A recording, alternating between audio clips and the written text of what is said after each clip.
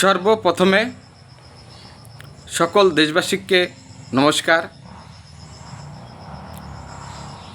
দেশবাসীরা নিশ্চয় আমার আগের ভিডিওটা আপনারা দেখেছিলেন। সেই ভিডিওটাতে আমি বলেছিলাম যে ভারতবর্ষের 5টা রাজ্যতে নির্বাচন হয়ে গেছে, সেই 5টা রাজ্যের ভিতরে 3টা বিজেপি সরকার গঠন করবে।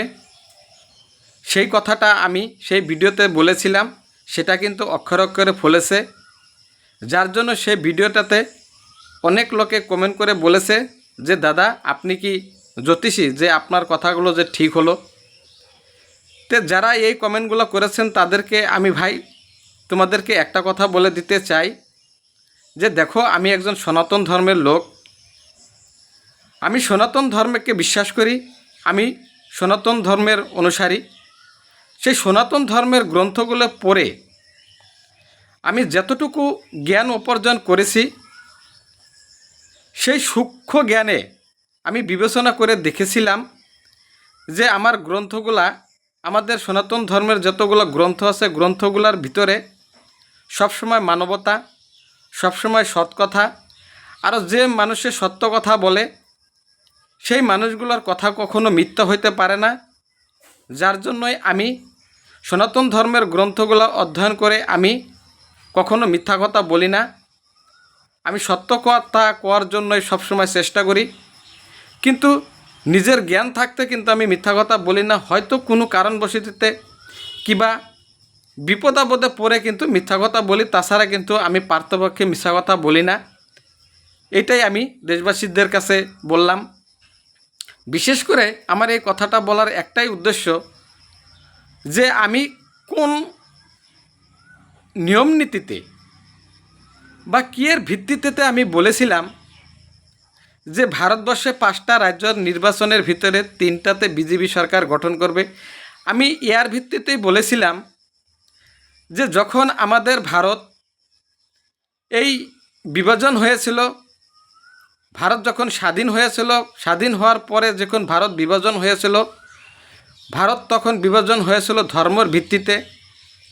তখন পাকিস্তানের জিন্না সে বলেছিল যে ভারত এখন স্বাধীন হয়ে গেছে, স্বাধীন হওয়ার পরে আমরা সনাতন ধর্মের মানুষের সাথে কোনো ধরনের মিল নেই, আমরা সনাতন ধর্মের অনুসারীও নয়, আমাদের সনাতন ধর্মের মানুষগুলোর সাথে চলতে অল্প অসুবিধা হয়, আমাদের যেহেতু ধর্মের কোনো মিল নাই।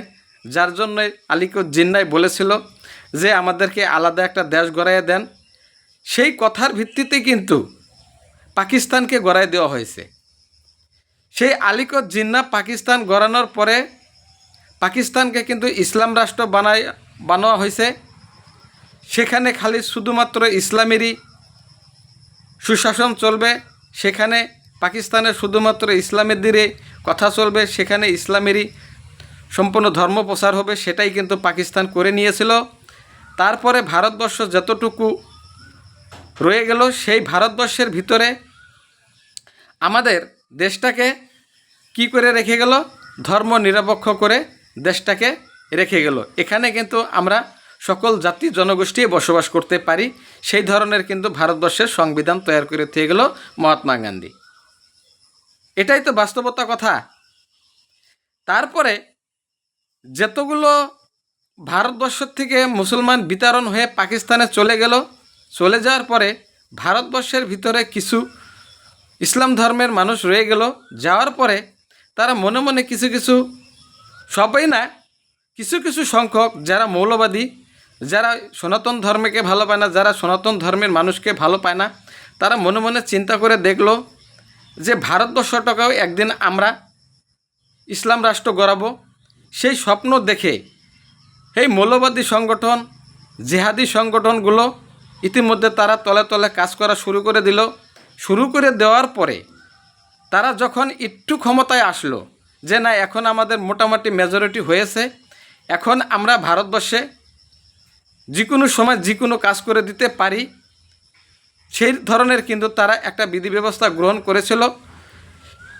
যার জন্যই পাকিস্তানের কিছু উগ্রপন্থী সংগঠনে ভারতবর্ষের কিছু লোকেদের সাথে যোগাযোগ রেখে ভারতবর্ষের অনেক ক্ষয়ক্ষতি করেছে।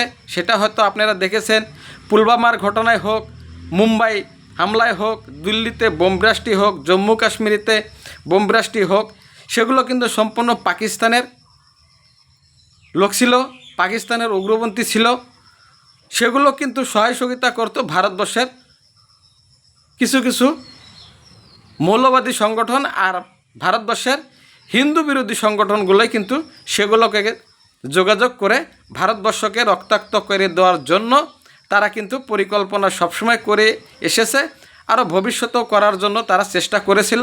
কিন্তু তারপরে আমাদের সনাতন ধর্মের মানুষ বুঝে উঠল যে ভারতবর্ষে যেভাবে আমাদের সনাতন ধর্মের উপরে হামলা হচ্ছে, আমাদের সনাতন ধর্মের মানুষের উপরে যেভাবে এই কট্টরপন্থীরা যেভাবে আঘাত করার ধরছে, তাহলে ভবিষ্যতে হয়তো আমাদের সনাতন ধর্মের মানুষরা ভারতবর্ষ নিরাপত্তে থাকতে পারবেন না।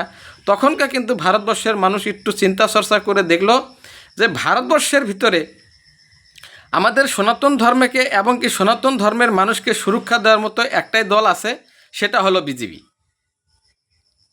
তারপরে কিন্তু মানুষে আমাদের ভারতবর্ষের সনাতন ধর্মের মানুষে চিন্তা চর্চা করার পরে কিন্তু এই বিজেপি সরকারকে ভোট দিয়ে ভারতবর্ষে কিন্তু বিজেপি সরকারকে আনলো।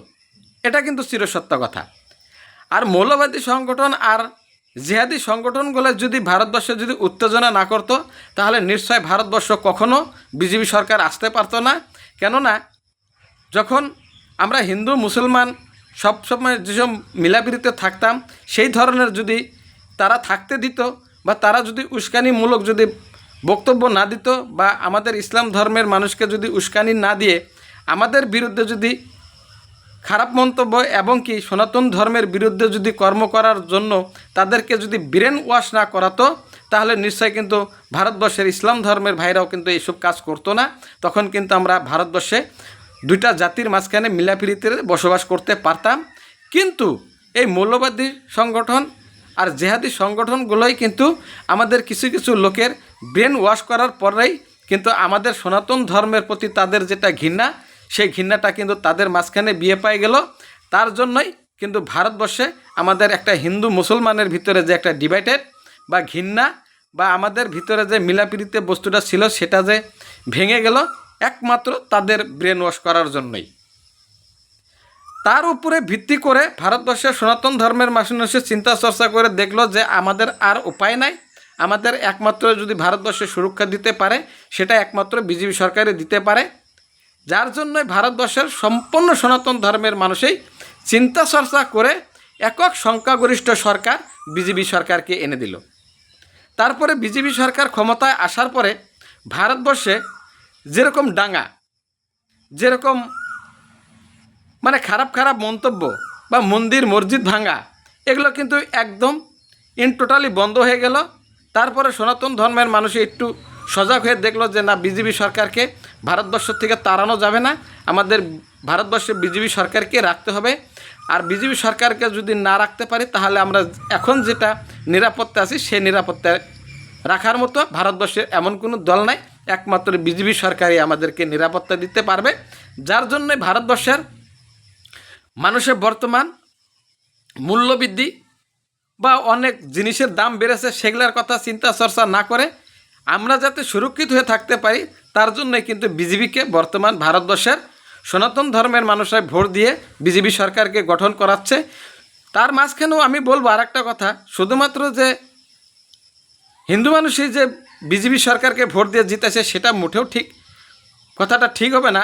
কেননা ভারতবর্ষের যারা ভারতবর্ষকে যারা ভালোবাসে, ভারতবর্ষের ভিতরে যারা দাঙ্গা চায় না, ভারতবর্ষকে ভিতরে যারা অশান্তিও চায় না, সেই ধরনের ইসলাম ধর্মের ভাইরাও কিন্তু আছে, তারাও কিন্তু বিজেপি সরকারকে ভোট দিয়েছে। ভোট দিয়ে কিন্তু তারাও বিজেপি সরকারকে গঠন করাইছে, এটা কিন্তু 100% শিওর কথা।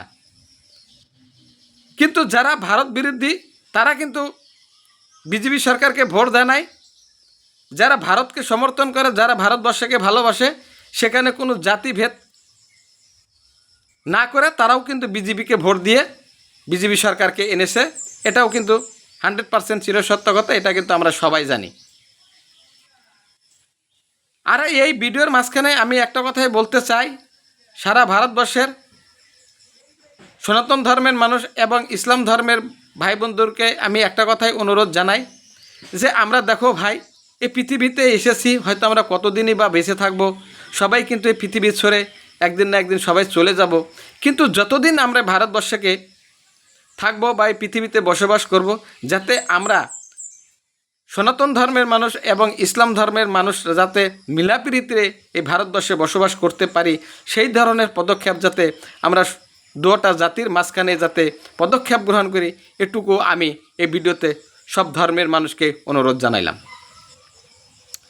তারপরে ভারতবর্ষের 80 কোটি 100 কোটি সনাতন ধর্মের মানুষে আমাদের গোমাতাকে মাতা বলে, তাদেরকে দেবতা বলে, গরুকে দেবতা মানে, সেটাকে উদ্দেশ্য লক্ষ্য করে এবার আমাদের আসামে কিছু কিছু ইসলাম ধর্মের ভাই বন্ধুরা তারা ভিডিও পোস্ট করেছে যে এবার আমরা ঈদে গরু কুরবানি দেব না, এবার আমরা ছাগল কুরবানি দেব, অন্য অন্য জীবজন্তুকে কুরবানি দেব, আমরা এবার গরু কুরবানি দেব না।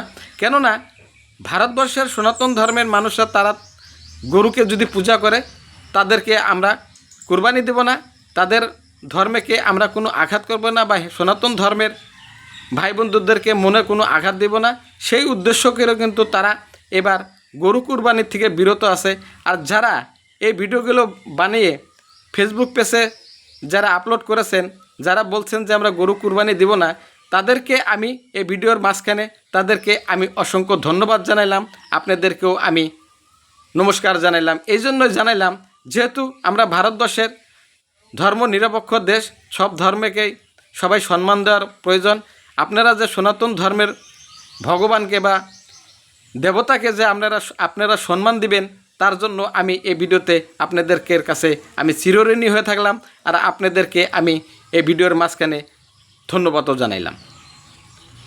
আর আমি এই ভিডিওতে ইসলাম ধর্মের ভাই বন্ধুদেরকে একটা কথা বলতে চাই যে দেখো, উস্কানিমূলক বক্তব্য সবাই দিবে, কিন্তু সেই উস্কানিমূলক বক্তব্যতে যাতে আমরা ব্রেন ওয়াশ না হয়ে আমরা যাতে নিজের ব্যক্তিগত বিবেক দিয়ে যাতে ভারতবর্ষের ভিতরে সনাতন ধর্মের মানুষ, ইসলাম ধর্মের মানুষ, অন্য অন্য ধর্মের মানুষ যাতে মিলাপ্রীতিতে এই ভারতবর্ষে বসবাস করতে পারি, সেই ধরনের পদক্ষেপ যাতে আমরা সকল জাতি জনগোষ্ঠী গ্রহণ করি, এইটুকু বলেই আমি এই ভিডিওটা সমাপ্ত করলাম। যে যেখানেই থাকুন না কেন ধন্যবাদ। আর এবার পবিত্র ঈদের উপলক্ষেও আমি ইসলাম ধর্মের ভাই বন্ধুদেরকে এই ভিডিওর মাঝখানে আমি সবাইকে আন্তরিক শুভেচ্ছা জানাইলাম। ধন্যবাদ।